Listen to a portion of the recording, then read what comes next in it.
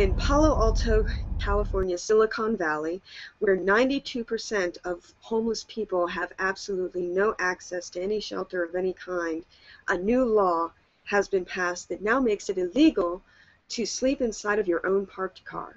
Laws against sleeping in public or sleeping in a parked car are called, quote, quality of life laws, but they are obviously not concerned with actually the quality of life of the poor or the homeless. They seem to be more focused on the, quote, the supposed quality of life of the rich elite who live in that area. Dozens of cities have passed or are passing similar laws against the homeless and the poor, the largest city being LA. These same cities resist efforts to actually help the homeless by doing such things as providing more access to public restrooms and public resources. They often use the excuse that this will act as a, quote, magnet, attracting more homeless people to the area. As a result, such laws are spread throughout neighboring areas and leave huge regions of the country without any access or facilities for the very poor or the homeless at all. The hope, of course, is that the homeless will go to other areas and just leave.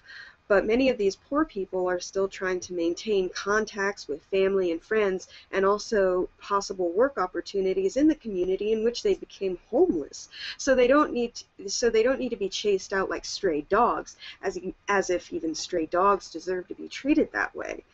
With shelters being non-existent or completely full to capacity, and with waiting lists for government housing often being years long, and with the price of rent continuing to skyrocket, especially in the last 2 years, exactly what resort are homeless people supposed to take in order to not get arrested?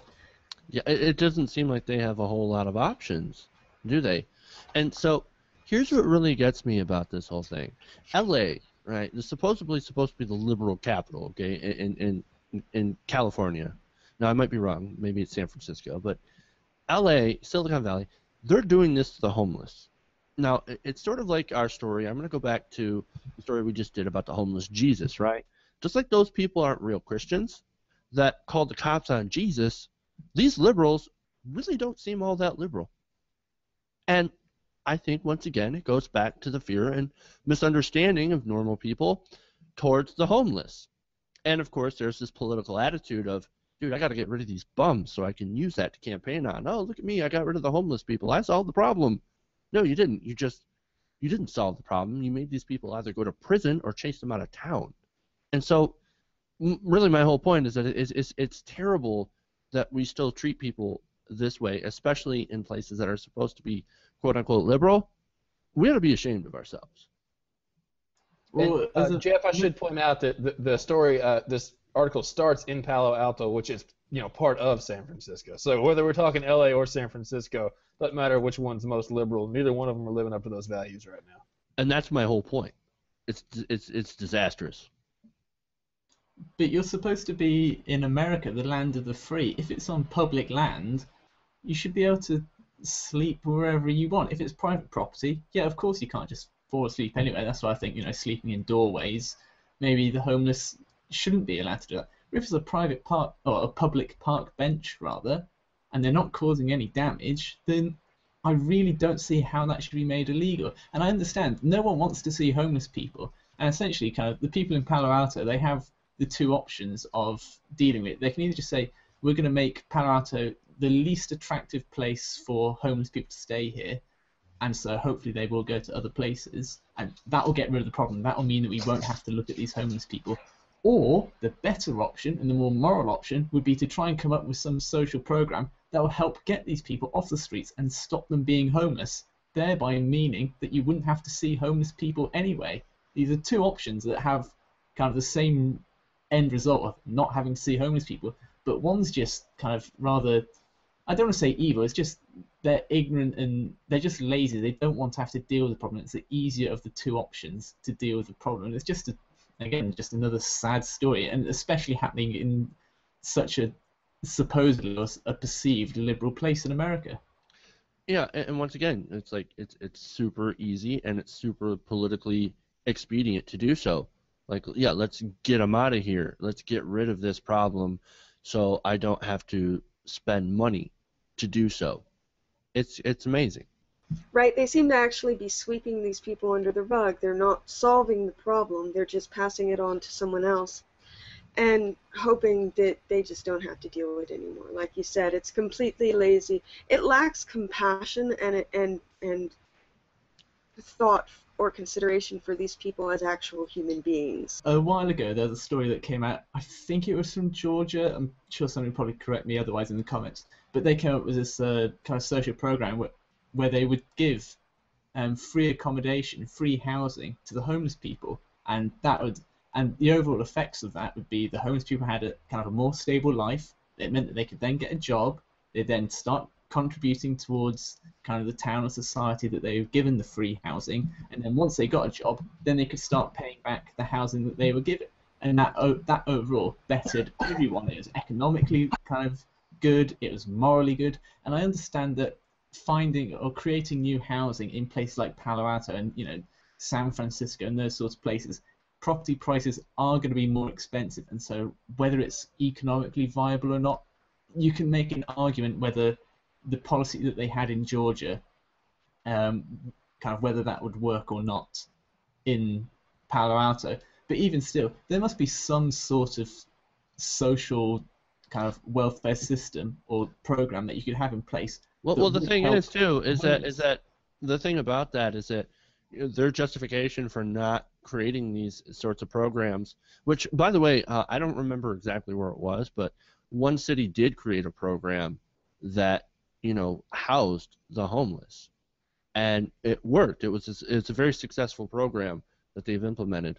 But the reason a lot of these places won't do it is one, of course, they've got this this view of the poor. They're scary. The homeless people. Oh, they're scary. They're out to rob you. They're out to whatever. You don't trust them. But also, if you create these things, these programs, then all the homeless people are going to flood in. Because, oh my God, there's a place that actually helps us, and these cities are deathly scared of that. They don't want that because now it just creates more problems for us. This is the thing that, I mean, it's really how kind of the media and just society is structured a narrative. You think, you see a homeless person and you think, oh, he might try to mug me or steal some money off me. He could be a dangerous person. And you don't want to see those sorts of people walking the streets.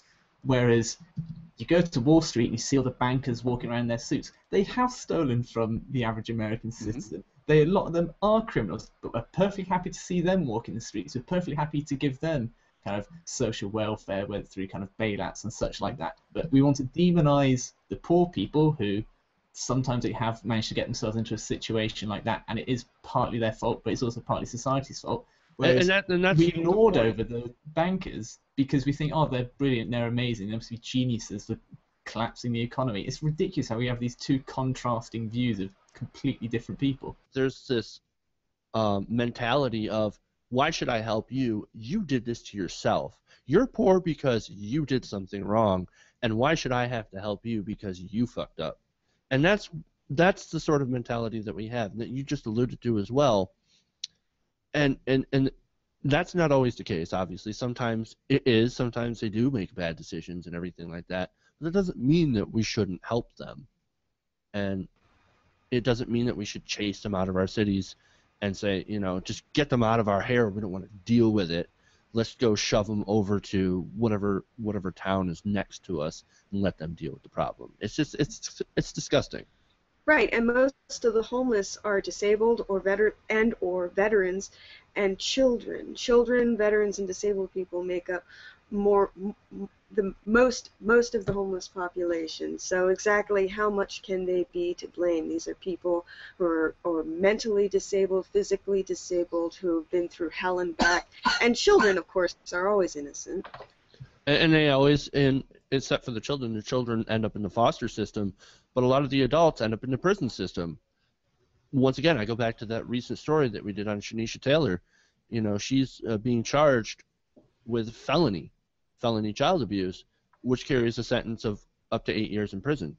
And I really don't have any hope that in our justice system that she's going to walk away from that.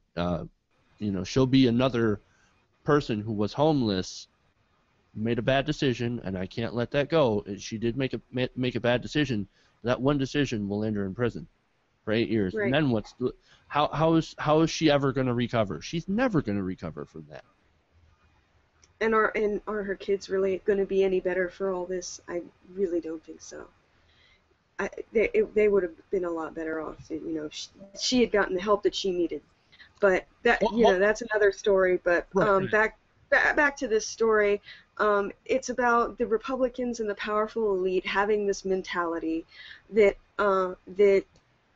if you help the poor, if you help the homeless, then they're just going to become dependent on the help, and they're not going to be motivated to do anything for themselves. And I hear it coming from Republicans who live around here all the time, that it creates a system of dependency that you'll never get them off of, and it creates a system of waste, which is ridiculous because most people are not content to live in government housing their entire lives, living off of government welfare and food stamps. They want to rise above that. They want to make something of themselves. But if you're constantly being pushed down and the rug is constantly being swept out from under you, and you have no way of getting your own place, you have no way of having an address or a phone number or clean clothes or a way to bathe at night, how are you supposed to get a job? How are you supposed to make anything of your life and get out of that situation? You have absolutely no opportunity. Right, and homelessness creates this, and homelessness and poverty create this cycle that feeds upon itself, and so it's incredibly difficult to kind of claw your way out of it. It's not impossible, but it seems pretty damn near. My only final thought is that the people in Palo Alto, I think their fear of kind of seeing these homeless people and trying to have some social programs in place, their fear is that it was going to turn into a South Park episode where they had all the homeless people start going change, and then more and more people would swarm if you start giving out more money to these people.